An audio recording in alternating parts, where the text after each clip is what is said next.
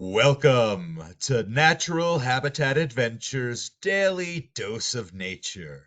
Today's topic: Searching for Snow Leopards, an India adventure, presented by NatHab expedition leaders Conan Dumenil and Faiza Mookerjee. I'm your host, Rob Mess.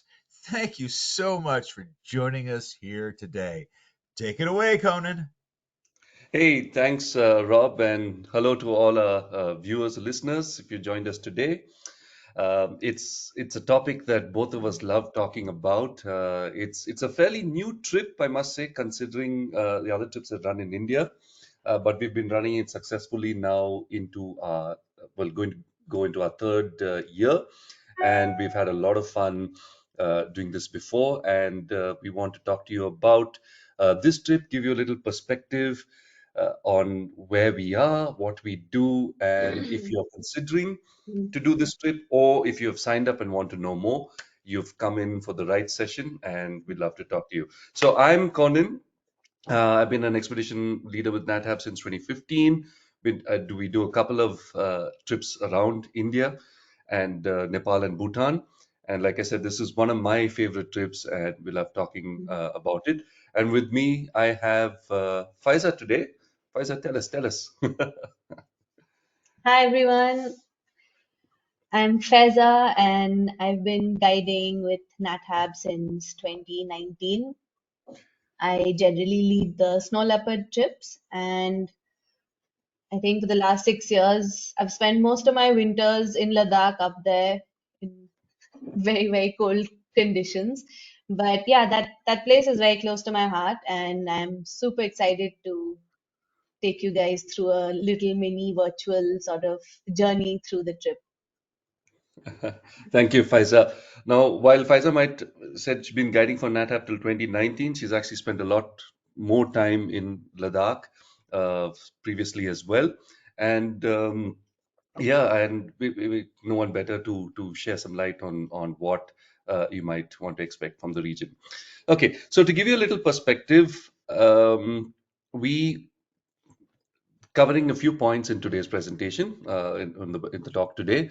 Like I said, this is for if you are someone who's considering going on this trip but have some questions or concerns, or if you're someone who's signed up for this trip and have rather more practical questions of what do I pack, how do I see these animals, what's around me. We intend to cover both these sides during our talk for the next 45 minutes or so.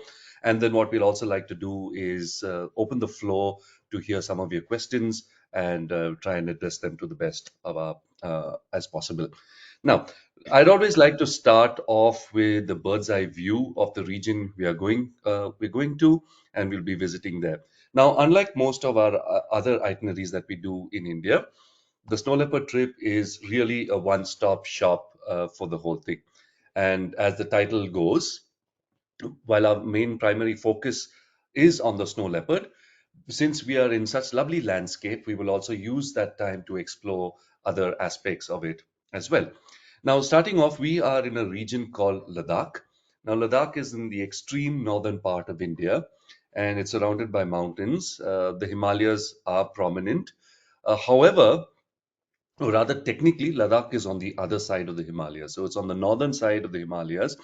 And therefore, the region is classified as a high altitude desert. And this, to give you some visual perspective, it is contiguous with the Tibetan plateau. So if you're thinking of steppes of Mongolia, the Great Plains of Central Asia, or the Pamir Knot, and all of those mountain systems that come together in this really highland region, Ladakh is of similar landscape to that. Now, beg your pardon. Conversely, to some of our other India trips or an Africa wildlife trip, this trip is unique in the sense that we spend much of our time both within and outside of a national park or protected areas.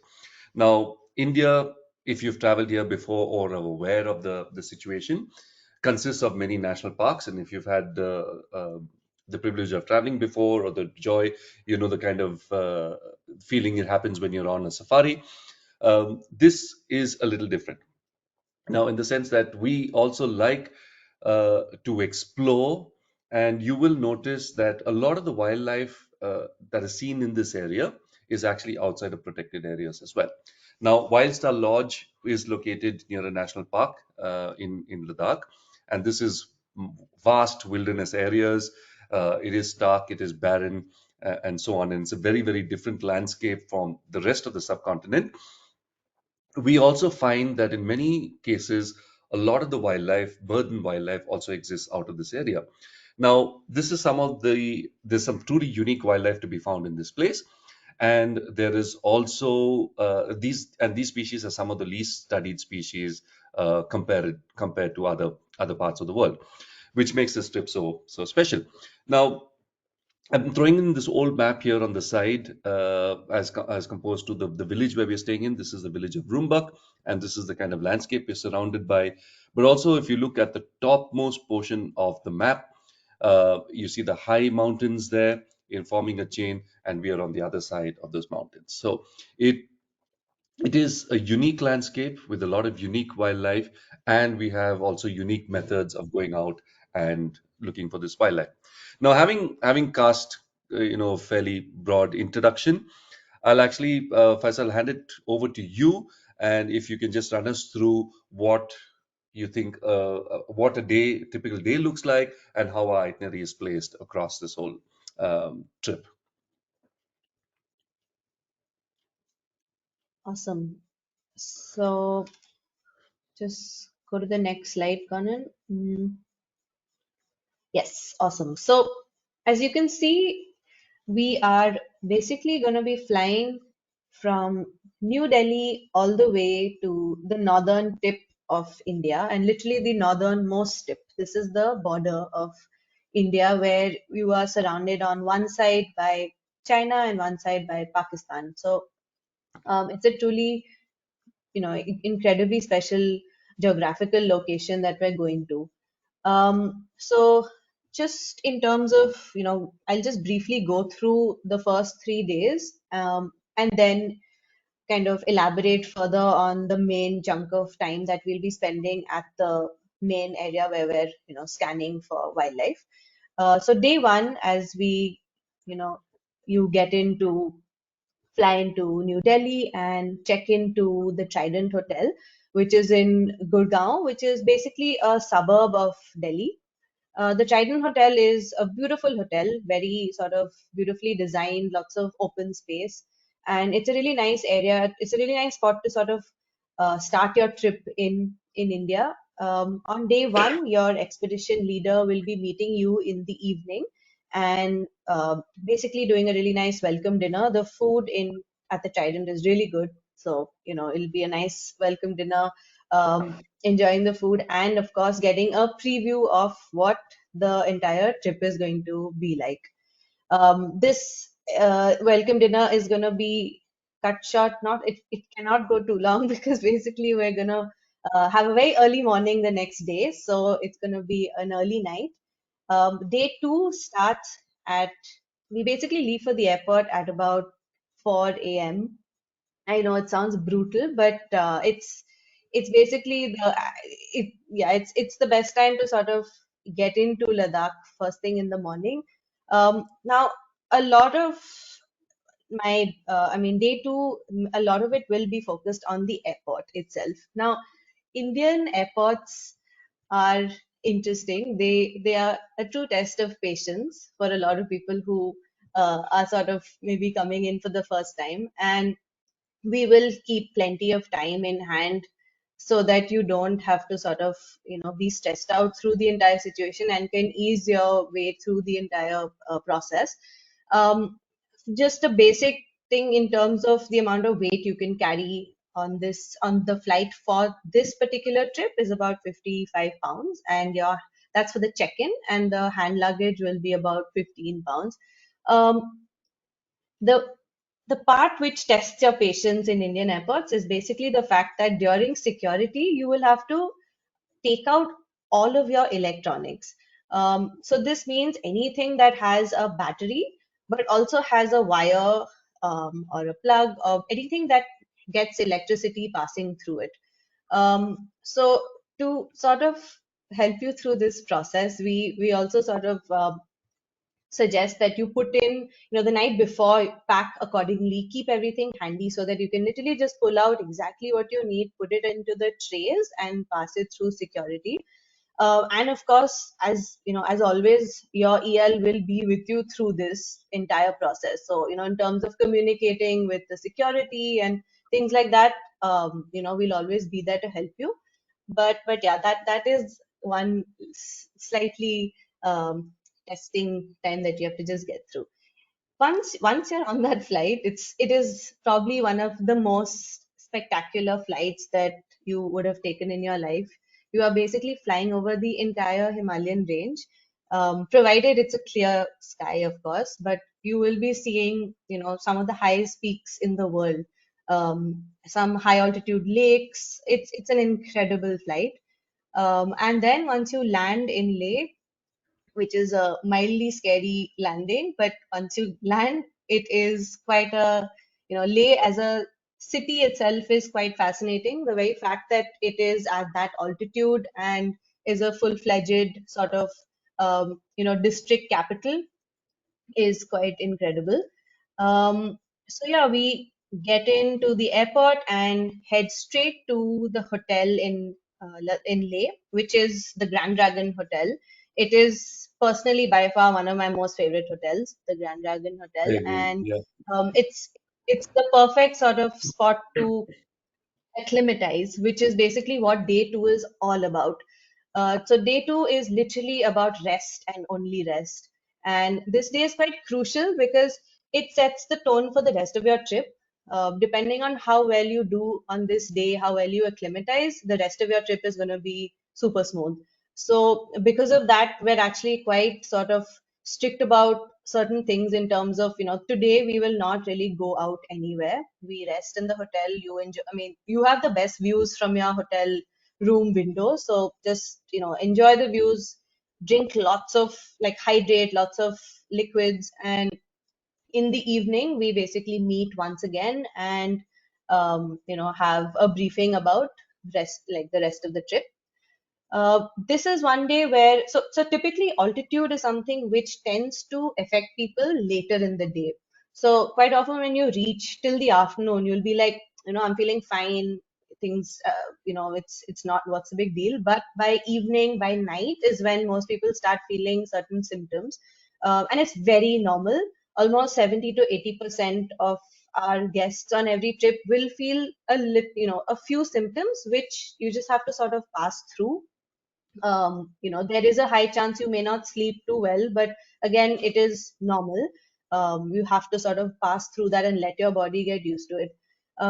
There is oxygen at all points in every location that we're staying at, including the Grand Dragon, including the lodge later. And at the Grand Dragon, there is a doctor on call. So, all in it's the best place to sort of get ready for the rest of the trip. um, anyway, day two is done, and day three.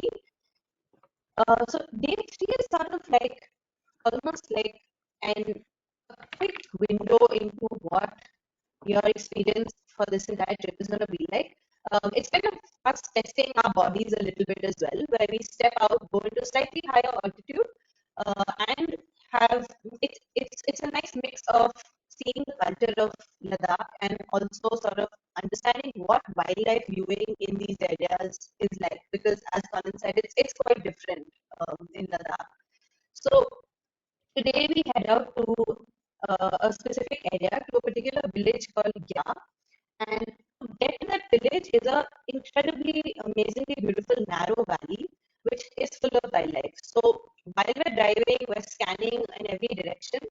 And this is the best part about this trip and Ladakh in general, that you never stop scanning. You are perpetually always driving, and there is wildlife everywhere. Everywhere. Yeah. It's not like you enter a national park and that's where you see wildlife. This is a region which is almost, you know, 90% of it is just wilderness. So as we drive, we're scanning for blue sheep, for raptors, a bunch of different other birds, And eventually we reach this village, which in itself is quite special. It's one of the oldest villages in Ladakh. And yeah, like you can see in this photograph, I don't know if anyone can guess what this is, but this is basically a Pashmina goat. So yeah, a lot of people think Pashmina or Kashmir comes from sheep, but they're actually goats. And it's basically one of the biggest sort of it's one of the main produce that is, I don't know if produce is the right word, but yeah, one of the things that Ladakh is most famous for. Yeah. But yeah, anyway, we get to Gya and we have spend the day, spend a few hours there, have lunch, understand what a village, like a typical local village in Ladakh is like. Um, and maybe try a hand at archery. So Ladakh is very famous for archery. That is the traditional sport here, and they actually regularly practice that over here. It's not something that's done once in a while. I mean, they have the most incredible competitions which involve a lot of local beer and a lot of like running around. It's quite fun to watch, and Weapons, yeah, alcohol. we'll hopefully get a view of that, and yeah, and then we make our way back, and we should be back by late afternoon so that we are still sort of acclimatizing and have enough time to rest and get a good night's sleep for the main adventure that is coming up the next day. So, day 4, your turn, Conan. Yeah, and the best part about this is that we spend we spend a major chunk of time in this one location at this lodge, which is at Rumbak, and it's actually quite a nice lodge this time. I mean, not casting any shadow on the previous place we stayed, but this is a new one this year, and we're going to be using this lodge for the first time. It's a spanking new lodge in a beautiful location, and it is actually wholly designed for wildlife, specifically for wildlife viewing. We'll be spending a total of 5 nights here. So after you finished your lay and your excursions out there, we come to the lodge and we base ourselves here for 5 full nights, giving us the most amount of time or optimal amount of time to scan for wildlife. And like Faiza said earlier, you never stop scanning. So the lodge sits in a valley where it overlooks sort of, I say rolling hills, but at this point, remember, we're also close to about 11,500 meters. But you do see smaller hills, which are considerable size on their own around you. And a lot of this area abounds with wildlife. Now, what kind of wildlife we hope to see, we'll cover in consecutive slides. But all the rooms, everything is designed with large windows. They're double glazed glass to keep the insulation in, but they're designed also to optimize your viewing experience, even from the luxury of your room. They have verandas. Each There are a couple of rooms that are put together in a cottage-like accommodation, and the interiors are quite plush and luxurious, I must say. The food here, we have a common dining area, and we have this lodge all to ourselves. So it is a private lodge for just our trip when we go there. So we'll have the run of the facilities, use the lounge area for not just our meals, but also for discussions, hanging out time, sharing pictures, talking about animals and things around, and just getting to know one another in that place. We have a combination of food that is served here. They do a combination of Indian, more local Ladakhi style themed meals, and also some international cuisine as well. And like I said, if since it is a private lodge for just our group there, they can also cater to some of your preferences as well, especially if you have food allergies or you're concerned about eating a particular level of spice or things like that. Let your expedition leader know, and then we will be able to cater to that as well. So this actually is the perfect place because some of the luxuries, and Faiza will smile at this point because if I you've was been waiting running, for you to get to this. Yeah. that is true. If you've been running snow leopard trips as us guides, we have over the past decade or so, there has been an evolution of luxury in Ladakh. Initial trips to go see snow leopards used to involve camping in sub-zero, in tents where you woke up in the morning with a frozen beard. And that's the ladies I'm talking about. But yeah, from that to, having bucket water was used to call running water because someone would come running with a couple of buckets of water for you, to now lodges where you have floor heating, running water, which is such a luxury, especially in winter where half the pipes in Ladakh freeze. But having those facilities to make your wildlife experience that much better. So it is, wildlife viewing in Ladakh has come a long way in terms of hospitality and luxury, and we have nothing but the best of facilities available for you there. However, said that, I think one must saying that one must also appreciate where you are, and if you're there, you will realize how remote this region is, and also the amount of effort that goes in for these little luxuries. And I think it makes you kind of want to appreciate this trip even more, because never forget, you're quite remote. You're about 1.5 hour from a city.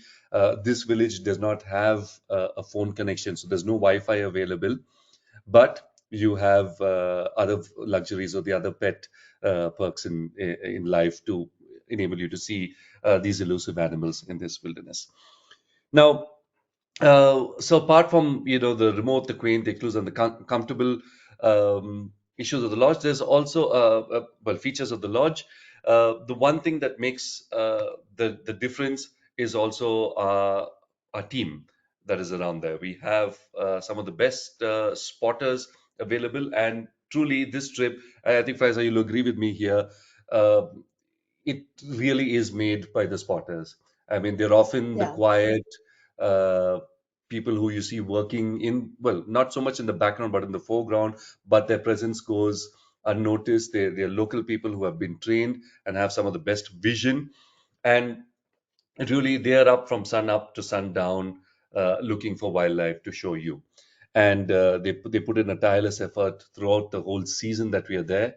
And I am every time I go there, I'm amazed how you will never see a scope unattended, even if it's lunchtime or if someone's taking a break. There's always, if a spotter's not at it, then one of our drivers is at it or one of the staff is at it, but you'll never see a scope going unattended through most of this trip because someone's always got eyes on the landscape around you. So when we do that, then we call guests in, we are able to look at wildlife closely or get to a place if it requires, even hike to a place where we do. But to tell you more about that, I think, Faiza, why don't you tell us what a typical Yeah. day at the lodge would look like? Yeah. So, like we mentioned earlier as well, the very fact that this trip is a very different wildlife experience as compared to anything that you might be experiencing otherwise in India, is, especially. Um, the main thing is that you probably get about 8 to 9 hours of sleep on this trip, which is quite, I mean, that's, yeah, it's not, that's not something that happens on most other wildlife trips. But by that I'm basically mean is that wake up is by around 7, yeah, it's between 7 and 7:30. And this is purely because it's very cold outside, and it's almost pointless stepping out and doing much at that time. So the day starts, wake up is at 7, and breakfast is generally by 8:30. Now, the one thing that you would have to start, you would get used to on this trip is the very fact that everything is very fluid. There is not a specific schedule, like there is no morning safari and afternoon safari. Everything completely is sort of determined by what the spotters see and what they decide. So truly, like Conan said, they are the reason this experience exists, and the entire trip sort of is, the entire plan is determined by what they say. Now, on most days at the crack of dawn, the spotters will be spreading themselves out between various valleys around us, and they will start scanning. And we are constantly communicating on radio, on walkie-talkies. So by breakfast, I will get intel on, by me, I mean the EL or the expedition leader or the lodge will get intel on what is happening in different regions, and thereafter we will make the plan for the day. And this plan generally varies from a hike to specific areas. Now, even within the area we're at, now the one most important thing actually both of us haven't mentioned is the fact that this lodge is on the periphery of the largest national park in India. And the reason we haven't, to be honest, mentioned it as the key point is because most of Ladakh is wilderness, like we mentioned, and we're looking out for wildlife everywhere. But that, having said that, this area is one of the best places to see snow leopards in the world. And this national park, which is called Hemis National Park, has probably the largest population of snow leopards in terms of density in an area, worldwide. So we are at the best place to, look for them. Now, the spotters, as they spread themselves out, will tell us which direction we go in. Now, these hikes that we go on could vary. We could either be out for, sometimes half a day, come back for lunch, or we could be out, for through the entire day. We'll tell you more about that in a bit. But overall, it really depends on what the action is like. Um, there are a number of different wildlife that we're going to look out for, and there are different regions, like particular specific areas within the national, like within the area we're at, which are, which have specific species more popularly found there. So we will try and cover as many different species as we can and get a look at all of them. um, by the end of it, we will probably, we end up returning by evening, and we have a really nice sort of either like a presentation or a nice sort of sit together sort of, with the lodge members and the manager and all of us, and dinner, yeah, generally ends up being by 7:30, and yeah, that's a wrap for the day. Um, all of this can change at any time if there is a snow leopard sighting. So that is the one thing we will all, as on this trip, every EL will tell you that always be prepared to just drop everything and rush. And this could mean that you could even have a sighting from right outside the lodge, from the veranda, from right, like, from your window in the dining room. It's anything could happen anytime. So it's truly like extremely exciting to know that there are snow leopards walking around all around us, and anything could happen at any time. So yeah, anything else I'm missing out on, Conan, in terms of Yeah, the I think a typical day? question here, yeah, I think a question here would be, since you mentioned hiking a lot, will be what Hmm. fitness levels should Yeah, one that be that is used that to? is a very common question. Yeah. Yeah. So I Hmm. mean, all I would say here at this point is that yes, you require some level of fitness, and when I say that, I mean if you are someone who walks or has about, you know, 30 minutes to about 60 minutes a day doing some sort of physical activity, you can do this trip. You don't have to be an ultra marathon runner. You don't have to be a high altitude specialist or climber to do this trip. We are able to accommodate people across ages and across all physical levels. Now, if you look at the classification of this trip, it does say moderate to extreme, because a lot of the time you are exposed to the landscape here, because there are days like Faiza mentioned where you could, while we have a plan for each day, those plans are all flexible based on sightings. So there may be days that, well, there may not be strenuous hiking, but we're talking about maybe an hour or two that we might have to walk. And this is a picture from, I think, our first trip or the first season we ran there. We walked for about an hour and a half on a gentle incline to see this mother and cubs feasting off an ibex. And Pfizer, both of us were at that sighting, if you remember. So Yeah. it could vary anything. It could from that, or it could be a short 5 minute walk. But also, most importantly, is to realize that you will be out the whole day sometimes. So we might have a lovely lunch brought to us if it's a location that which is away from the lodge. And often these meals can be quite fantastic, sitting out, enjoying the wilderness, um, eating some Views. food Yeah. with views, food with views. And like Faisal said earlier, we have to be ready to go. So our recommendation always is, in the night, prepare a go bag, with the stuff you need for the next day: hats, gloves, sunscreen, water bottles, all the essentials that you will need. Have it ready in a go bag. So at 6 o'clock, or at 6:30 in the morning, first light, if a spotter sees a snow leopard close, you don't have time to brush your teeth. Get up, grab your go bag, and it could be time to go. Or you could have a lovely eggs breakfast with coffee and toast sitting out of your window and watching a snow leopard as well. So anything can happen, and we have to be ready for it. So, so having said that, you might be thinking at this point, what is this wildlife viewing going to be like? It could be far away, it could be close by, and I always like to prepare. I wouldn't say worst case scenario in this case, but it is a multiple case scenario where you could be standing in one point and looking at wildlife, a few hundred yards away.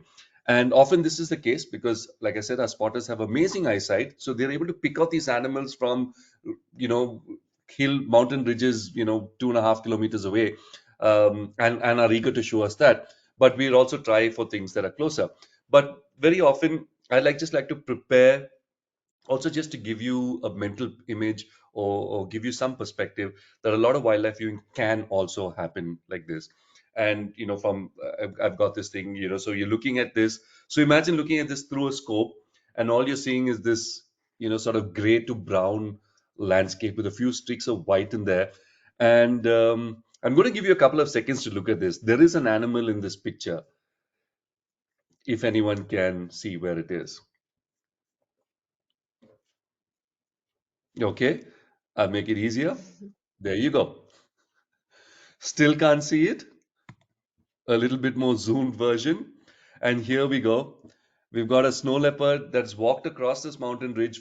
This is actually just outside the lodge where we used previously. And he's walked across this ridge and gone to this pile of snow where he's actually licking the snow. I say he, it could be a she, can't tell at this point. But licking the snow as a form of hydration. And so this is a scenario that you could be presented more than once. And so it does take a little bit of effort, which is one of the reasons why we highly recommend binoculars on this trip. Is that and if you have a scope, well, bring your scope, but definitely binoculars needed, because there's going to be some viewings that are going to be a little far off as well. And the next one's an interesting one. And Faisa, I'm going to let you talk about your picture here.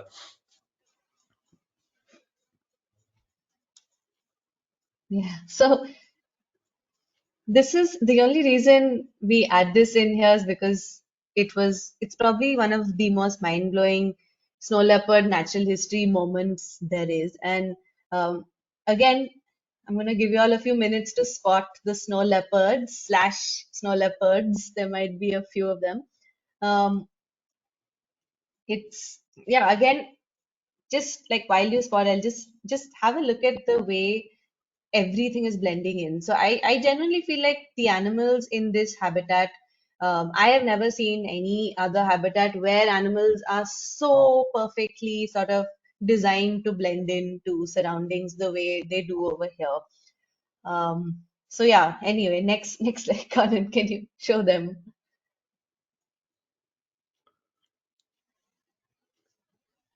So That's the one I spotted first. Those two yeah. there down at the bottom. So this is, I mean, we couldn't believe our eyes. It was basically two snow leopards mating and a third snow leopard watching. And this snow leopard, it was basically the teenage subadult cub of the female, which was mating with this male. And I mean, it was quite a day. I mean, we spent the entire day just, you know, watching this. Yeah, I It mean, was it's a what dream to have sort of a sighting like that, and such a bizarre, peculiar situation that too. it is a bizarre picture. You're watching a snow leopard watching a snow leopard doing something. Yeah. That's interesting. Yeah, but like you said, Hmm. sometimes you're presented with such fascinating um, wildlife natural history moments that you can't believe your eyes. I just come back yesterday, in fact, from Ladakh. It wasn't an at trip, but it was my first trip of the season, and we had a sighting. And this is just to get you a little excited. We had a sighting of what we think was a mother and a sub-adult cub for about 5 hours. So we watched them from Hmm. about 11:45 in the morning till about 5:30, well, almost 6 hours, Yeah, 5:30 in the evening, and it was fantastic sighting. Just that's um, amazing. yeah, just being able to watch an animal and observe its behavior. It was sleeping for about 3.5 hours out of the 5.5 that we saw, but Yeah, being able to stay there and watch its behavior, I think truly is what a wildlife trip is about. Not about going there, clicking yeah, pictures, and moving on to the next one, but truly trying to understand what goes behind. Now, speaking of yeah. wildlife, I think it's time we show our viewers what they should expect. Mm-hmm. Yeah, okay, this is a little, I must admit, not this kind of wildlife. This one we had to send back to the States, unfortunately. Couldn't keep him here at all. But more interesting or more indigenous wildlife, let's say. So we're just going to run through, sort of skim over some of the species, not really go really into in-depth detail because that would, I mean, what's the fun then left? But Yeah, you got to keep something um, for the trip. yeah, let's keep something for the trip. But yeah, one of the most beautiful birds that you see on this trip is called the chukar partridge. Some of you might be familiar with this bird because it has been introduced in the US, in some parts of the country. But yeah, it's one of those sort of comical yet beautiful birds with the bright red beak, found quite commonly around a lot of the villages, in between the fields, and a very common prey base, like supplement prey base for many species, including snow leopards, raptors, wolves, bunch of other species. Um, the other species that you are yeah, sorry, there's a bit of a lag. Yeah. So the bearded vulture is basically, again, one of the most unique raptors and vultures found. You do find it in other parts of the world, but I would say Ladakh is probably one of the best places to see it, and you're almost sort of guaranteed to see one of these. Maybe not on a nest like this, but definitely have views of it. And yeah, this bird is basically very famous for actually dropping bones from the sky and breaking open bones to eat marrow. So yeah, along with this, there are a bunch of other raptors that we are hoping to see, from golden eagles, Himalayan griffins, Eurasian sparrowhawks, and a number of other raptor species, that you can look forward to. Conan, you can talk about the ungulates, the amazing, amazing, amazing ungulates. Ungulates, my favorite ungulates. And why I like ungulates in Ladakh is most of the time you see them eating. And you're staring at this mountainside and you're thinking to yourself, what the heck are they eating there? I can't see anything through my scope or Yeah. binoculars. But apparently there is. And as you can see, this big boy here has got his head stuck in the snow. They're very interesting animals. I'm going to talk to you about a goat, a sheep, and a sheep goat. I'm going into Dr. Seuss here a little bit. But there is, and you watch these ungulates around. Of course, uh, people often glaze past them and talk about how they are a prey base and they're for the snow leopard and for wolves and so on and so on. But in their own right, they serve, yes, they serve a ecological purpose, but in their own right, they are quite hardy and as well. The Asiatic ibex is a large goat, very, very, I mean, distinguished, the males are distinguished by those scimitar-shaped horns. And as you can see, as they get older, those ridges in the horns become more prominent. They are a heavy animal, and you'll often see them on well, on rocky slopes, and they have much shorter legs than the red sheep or the urial, which is an endemic species to the region. We see them around the Indus River and the Shyok River Valley is the neighboring river, and we see them very specifically in some regions. They call the red sheep, but I think it's kind of it's not a sexy name for it. Just sounds too plain. And then we also have the blue sheep, red sheep, blue sheep again, Dr. Seuss. technically the blue sheep, or bharal as we call them, um, is a more accepted word now internationally, is not a sheep. They exhibit signs of both a goat and a sheep, in the sense that they lack a beard, and they also have very, very smooth horns, unlike goats. So there's a couple of they're somewhere in between a sheep and a goat, and the subject of a very, very interesting book, which we'll talk about some other time. It's a natural history book which you should read, um, about the scientists' search for blue sheep in the Nepal Himalayas. So apart from these three ungulates, there are also other carnivores as well, which I know, Faiza, you're just itching to talk about your Yeah. favorite animals in this one, no? Yeah. So thanks. Now, the Tibetan wolf, possibly, yeah, one of my most beloved species to observe, to sort of see. And unfortunately, like all over the world, the wolf is the most persecuted animal in the country. And yeah, I mean, and mainly because of the same reason as everywhere else, because they go after livestock. Ladakh has many communities that sort of have their sustenance based of, their pastoral communities. So they'll have like 400, 500, I mean, at one point, almost thousands of sheep and goat.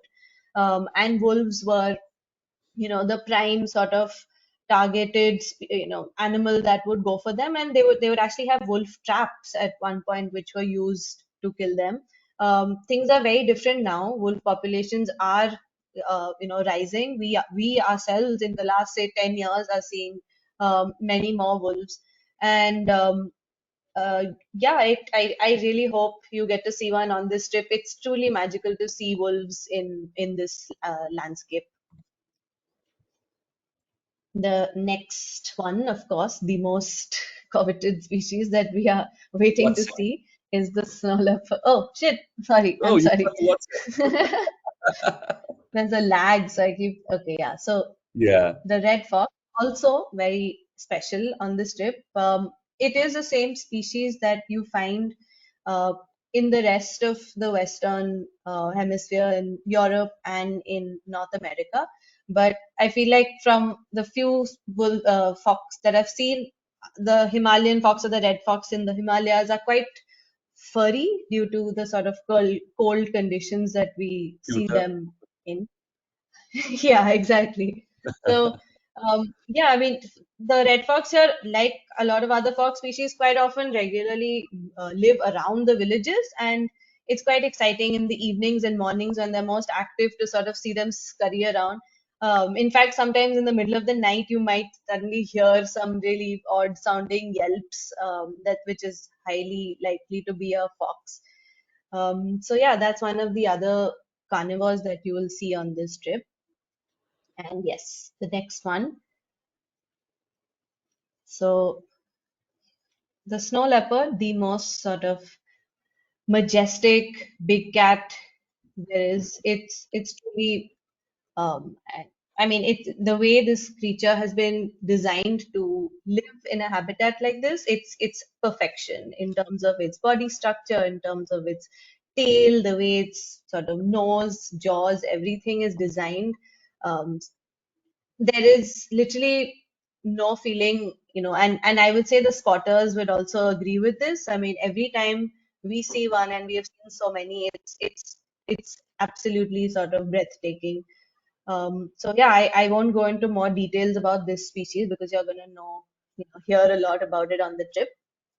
But yes, that Yeah, is that's a fascinating. fantastic picture. This is Hmm. from that sighting a couple of years ago, which you guys had. Hmm.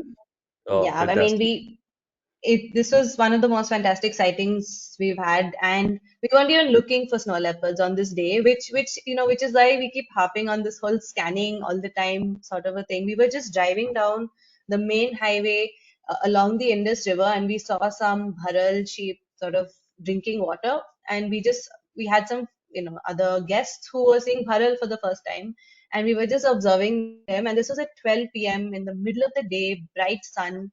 And suddenly from above the sheep, we see this animal just sort of trotting down. And at first, our immediate instinct was wolf because wolves are more active through the day in the middle of the afternoon. And then suddenly we were like, no, that tail is too long for a wolf.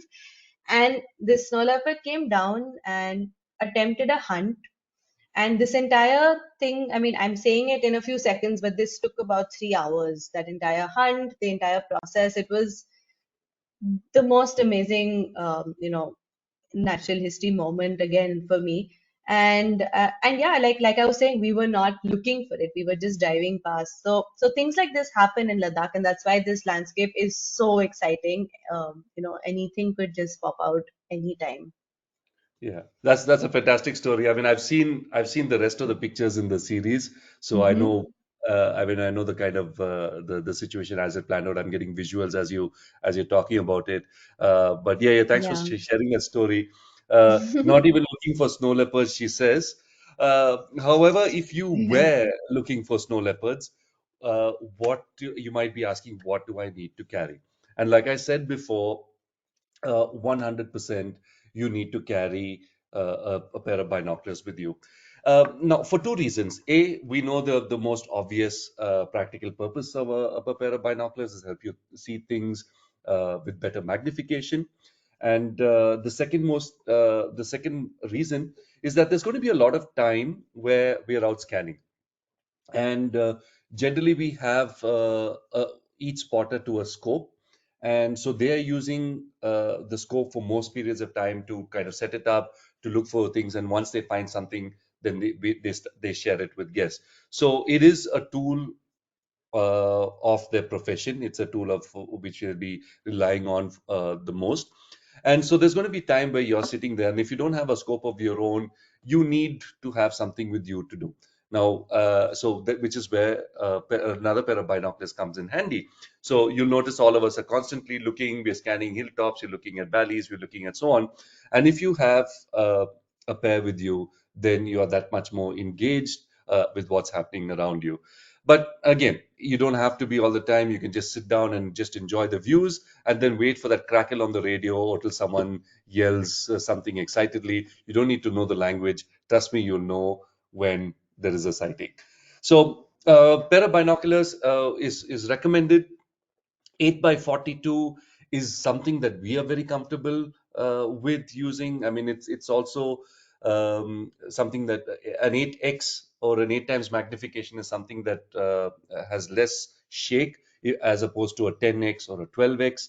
The 12x binoculars tend to be quite big and heavy, and you might be thinking, because packing is so important on this trip, you might be thinking if you have one at home whether you want to bring this or that. But 8 is something that we recommend. 10 is okay if you have steady hands as well. Faiza, I think you use an 8 by 42 as well, or yes, I something. use 10 actually. You use And 10. Okay. mm-hmm. I Yeah. use 8. I'm much older than Faiza is, so my hands are shaky at my age. Also, after 3 cups of No, coffee I in the feel like, morning, yeah, between 8 and 10, definitely, for sure, definitely that that. works. Yeah. Now, in terms of camera gear, what we are looking at, if you're someone who uses a mirrorless or a DSLR, nothing less than a 400 mm Yeah. for this, definitely. If you have an extender, great, bring it. There is plenty of light on most days, so will allow you to use your extender without compromising so much on the size of the aperture. Ladakh generally has very, very good light through most of the day, except for that 45-minute window first thing in the morning and the last thing. And incidentally, sometimes a lot of the action, wildlife action, can happen in that last corridor. So keep an extender if you have it, bring it. If you're someone who uses a compact camera or one of these ultra zooms like the Nikon P1000 or the P100, they work extremely well too. I know, Faisal, that's your go-to camera. You like it. It's got Yeah. a massive zoom without compromising on And the it weight has so much, 4K. Um, and has 4K video as well. So 20x zoom camera, mind you, at this point of time, we you might want to think about stabilizing it. So yeah. if you've got a tripod, great. But if you're someone who doesn't want to carry a tripod or don't have the space for it, you might want to find yourself sitting down on a chair or placing your camera on a chair at least for some support, at these zooms, especially while shooting video.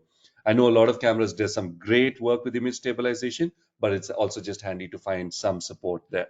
Now, one thing that you can get, and this is quite easily available in the United States and not so much here, is an adapter for the scope. Now, if you look up any of the photography resellers or Amazon for that matter, you have an adapter. Sorry, I don't have one at arm's reach right now, but I could bring it you the Q&A and show it to you. They're quite cheap and very useful, as you can see in this picture here. It slips onto your iPhone or whichever phone you have, and then clips on to a scope. Most of the scopes we use there are Zeiss or Swarovskis, and they have a standard Or fitment. Vortex nowadays Oh, also. Vortex as well. Yeah, thanks. Yeah. And they fit in on multiple scopes with various adapters in them as well. Now, in terms of optics and equipment, that is all you really need. Apart from this, the only other equipment, apart from clothing, which we're going to address in a second, you might want to think about hiking sticks if you carry lightweight hiking sticks. If you are someone who uses them regularly. Many times we've had guests show up, and it does take a lot of coordination. And if you're not used to it, don't bother. But if you're someone who used to and you're thinking, should I bring it? Yes, it can be packed in your checked luggage during the flight. And if it's a fold-out one or an expandable one, if it's something that you're comfortable with, please bring. So yeah, Yeah. so in terms of that, Um, that's all you just need. Sorry, go on. one thing I wanted to mention, I'm not sure if we've mentioned this earlier, but at the lodge we will have a set of scopes which are basically going to be shared by the guests. So Yes. even if you don't have your own personal scope, that is what we will be using to you know view the animals. So you will have that at all points. Yeah. Hey, thanks for specifically mentioning. I don't think I mentioned it so explicitly. Yes, Hmm. there are a bunch of scopes which will be shared as well, and of course, we'll take turns in looking through them.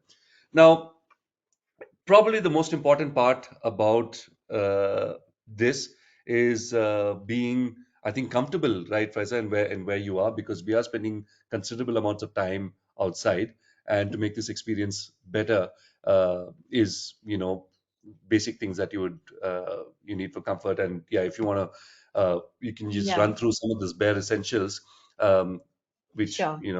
yeah, Yeah, I mean, like Conan said, I mean, your entire experience can, you know, totally depend on this, on, in terms of the gear you are carrying and the clothes you're wearing. I've had the most incredible sightings completely go down the drain because my toes were so painful and my fingers were so in pain because I just wasn't warm enough. So it's really important. And yeah, it's of course, you have an extensive list in the, PDB of what to carry, but just to kind of elaborate a little bit more on that, Ladakh is a place, it's a tricky place in terms of weather conditions because we are in a cold desert. So, at any, at some point, there can literally be a situation where if you are in the sunlight, if there's sun falling on you, you're getting burnt, and if the rest of your body is in the shade, you're freezing. Like that's how big a difference there is in temperature based on how much sunlight there is and not. Um, so in terms of layering, we always recommend layering first, rather than relying on very heavy layers, sorry, like, one or two heavy jackets, we would, because of this sort of extreme change in temperature, we sort of recommend layers. So starting with an insulated sort of thermal layer, above which a fleece, above which, say, like a puffy down jacket. These three layers are your basic, sort of most commonly worn layers for this trip. Like on an average, from what we've seen, that is generally what you end up using the most. Now, between December and February, December, January, and February, these are 3 months which are extremely cold. That is the coldest time of the year in Ladakh, and it does tend to snow a lot more. And wind. I mean, wind chill, for those of you who are used to the cold, you will know how big a game changer wind is. So, in those months, it does get really cold, and that is when you would need a heavy jacket as well. So regardless, I mean, a windproof jacket is very helpful as well. throughout this trip. Um, at the same time, at times like March, April are can get quite warm in the day. So during that time, you might just need a fleece, and you should be okay. So because there is such a variation in temperature, it is recommended to carry everything because we are in the mountains and weather could change in seconds. I mean, in the same day, you could be going through various sort of different temperatures. So please do sort of stick to the given list and pack whatever in terms of everything, even though quite often people check the weather on Google and see, okay, this lay is showing this temperature and I'll pack accordingly, but the weather in Rumba could be completely different and many degrees colder. So it's better to stick to that list.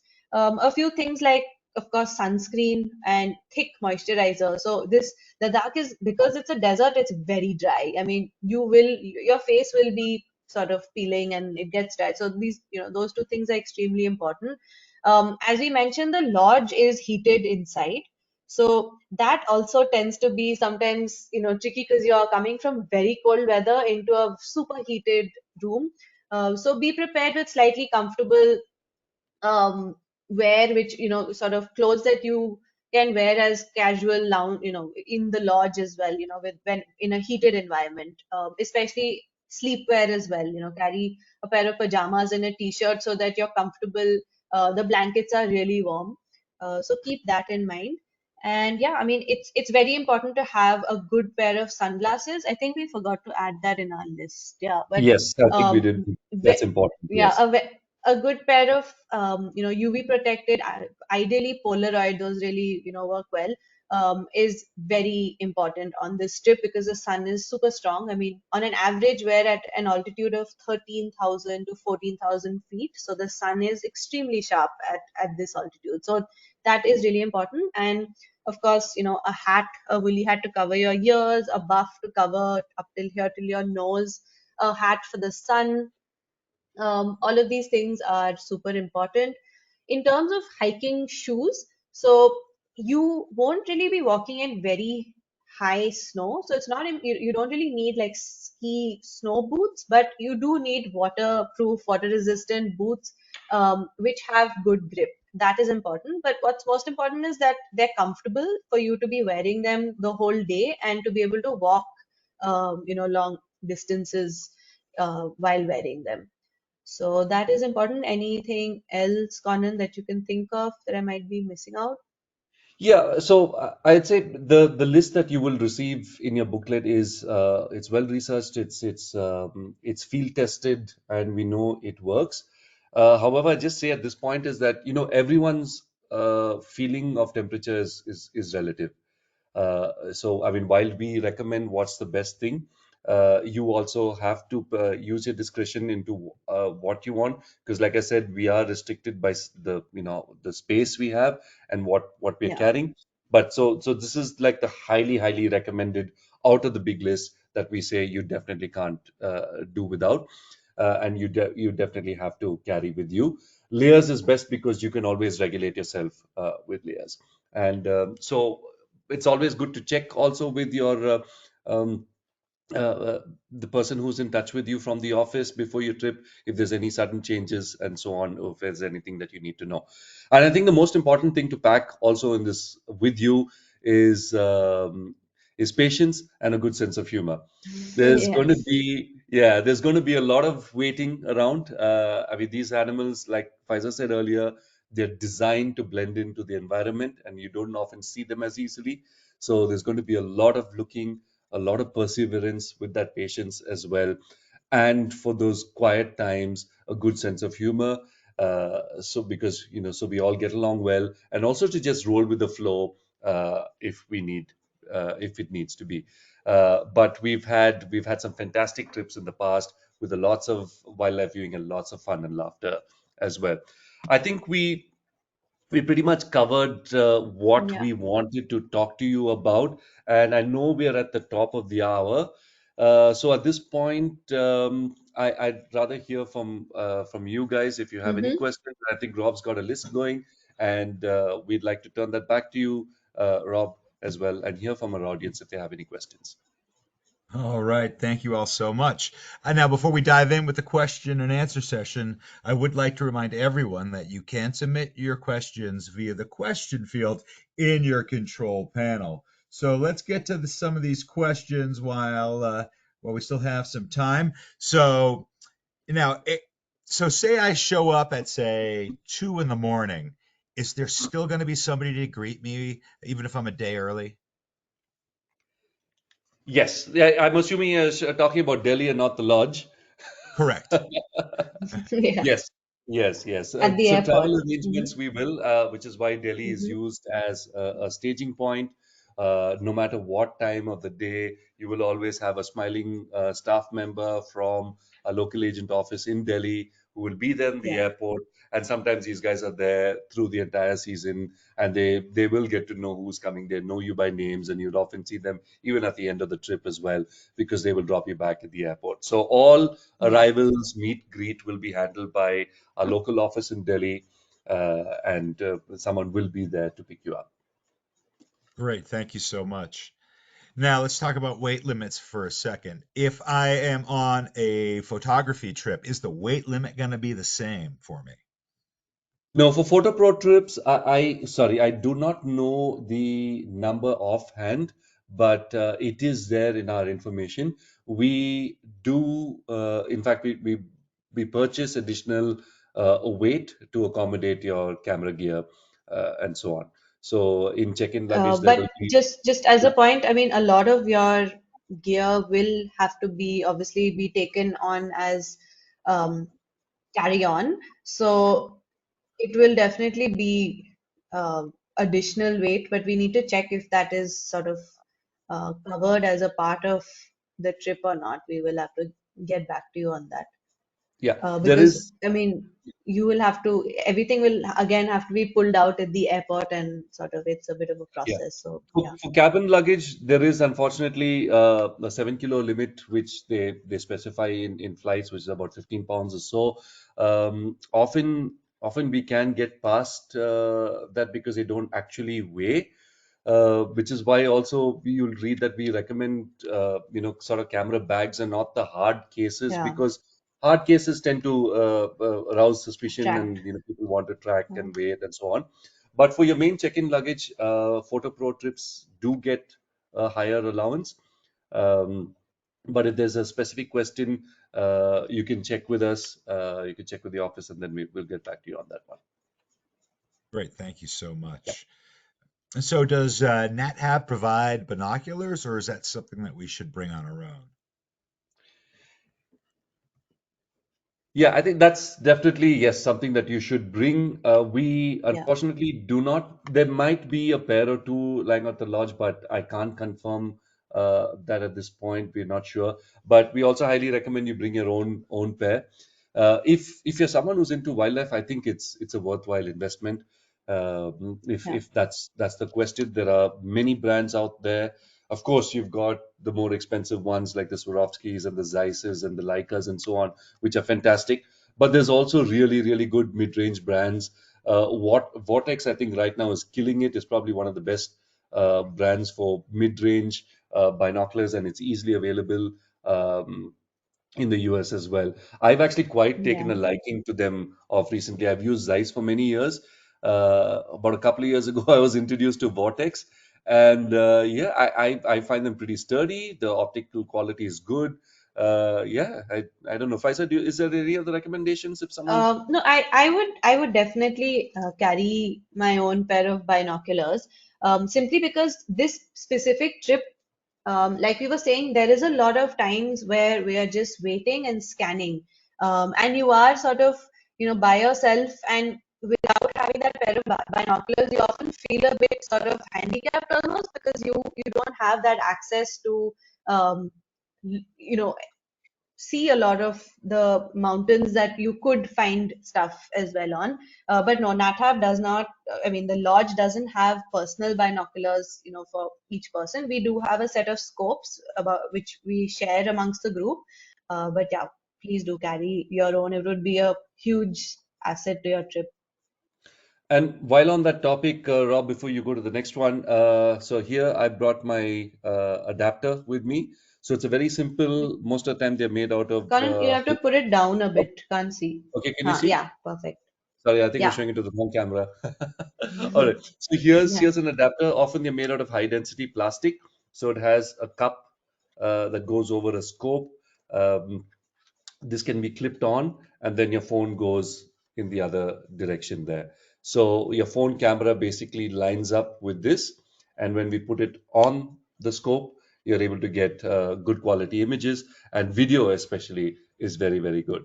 Of course, this is something if you want to, but every trip leader will also make sure that the best phone in the group is the one being used for the scope. So if you have an iPhone 16 Pro, and I have an iPhone 14 Pro, then your phone will take precedence, and then there will be the default phone which we will borrow from you to use for shooting these videos. All right, thank you so much. So let's talk about power for a second. If I'm in the hotel powering up, am I going to need adapters for my electronics? So, yeah, good question. Mhm. Now, yes, so India uses European style, that which is the two round pins. Uh, so you will need a plug adapter. Also, our Yeah. voltage is 220 to 240. So nowadays, a lot of the chargers come within the range. So you wouldn't need things like a step down transformer, which are extremely heavy and so on to carry. But check your devices before you leave, uh, because it's definitely worth it investing in a couple of adapters, universal adapters that can also work around the world. Now, a lot of our hotels, I can for sure certain that the Oberoi in Delhi, the Trident in Delhi, and the Grand Dragon both have adapters that will take the flat American pins, right, Yeah. Faisal? But So might, that yeah, for sure. But not at, I don't think at the lodge. at the lodge, we're not sure. So it's always good to have an adapter. Even, for example, if you're stuck in the airport for a couple of hours and you need something, then it makes sense there. And adapters are fairly cheap and easy to come by. But please do check the voltage regulations on your device uh, before coming over. If it's a specific device, such as a CPAP machine or something like that, we encourage you to write to us. Let us know if any specific arrangements need to be done. What about cell phone reception or Wi-Fi? Am I going to have access to that on the trip? What's that? Should I? Yeah. Yeah, yeah, go ahead. Sorry, I was just playing. Yeah.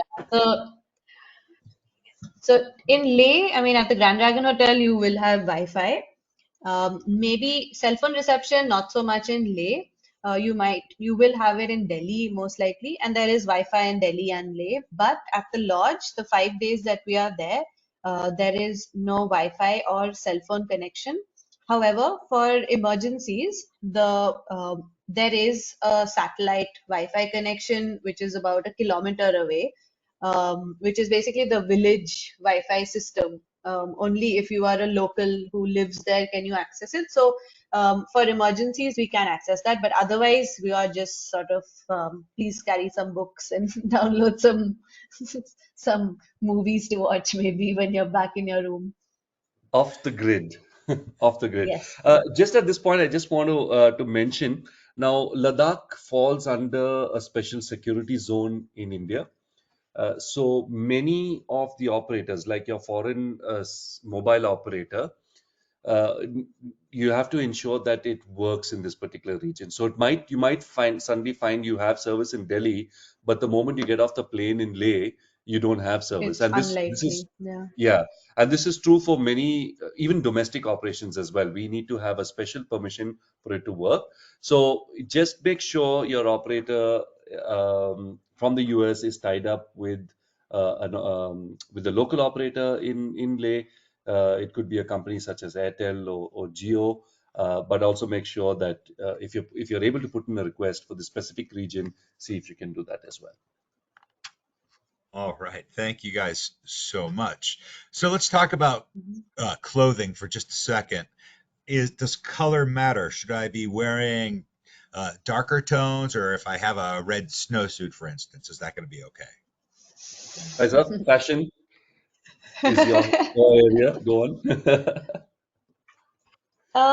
This is it's a tricky one. I mean, to be honest, ideally it's better not to have bright colors. But at the same time, I do understand that I mean, winter gear is expensive and you don't use it that often. So, to invest in something just to have a jacket that you may use once on this trip doesn't make sense. So, if you do have clothes which are of like more dull colors, that would be ideal. But if it can't be helped, then it's fine. It's not that big a deal. All right, great. Thank you so much. All right, let's Hmm. talk about snow leopards. Um, Hmm. so during that mating event, could you Yeah. hear vocalization during the event?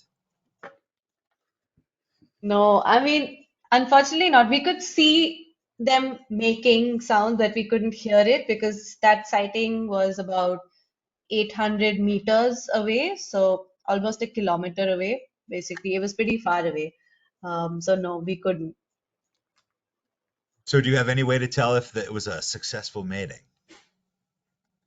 And so unfortunately, it's this is one of the hardest things for us to keep track of in Ladakh because the kind of distances we see snow leopards at, there are very few the leopard individuals who we have identified and know that this is the same individual that we'll be seeing.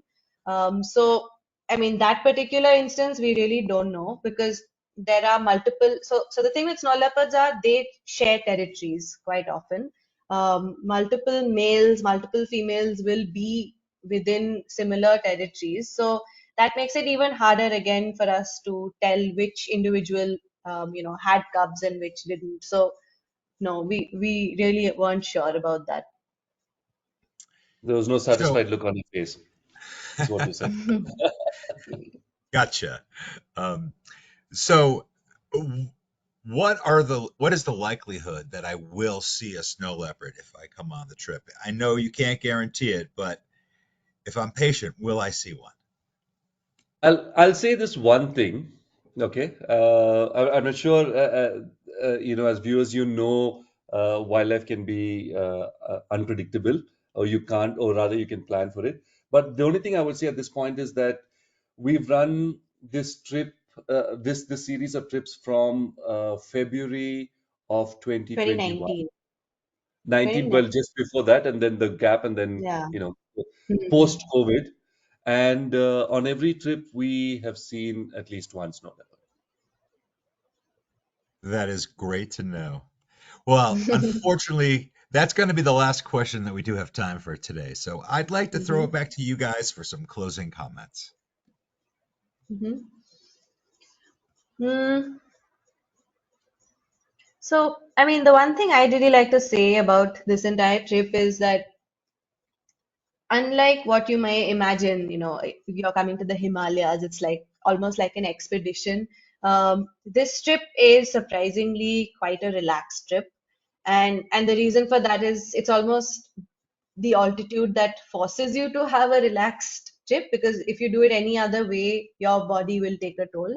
But that being said, it's a trip which is an all round experience where the wildlife is as much in the forefront as the culture, and that's simply because of the fact that most of the areas we're going to are Buddhist, and as a religion it is I mean, you may all know already, it's preached as a way of life, so it really does seep deep into everything that we do on this trip. So it's a trip where you look at the entire landscape, the entire geology, the wildlife, the culture, and you truly immerse yourself in it with no network for 5 days. It's like a mind detox, and you are in the completely immersed in that landscape. So it is really special because of that in many ways.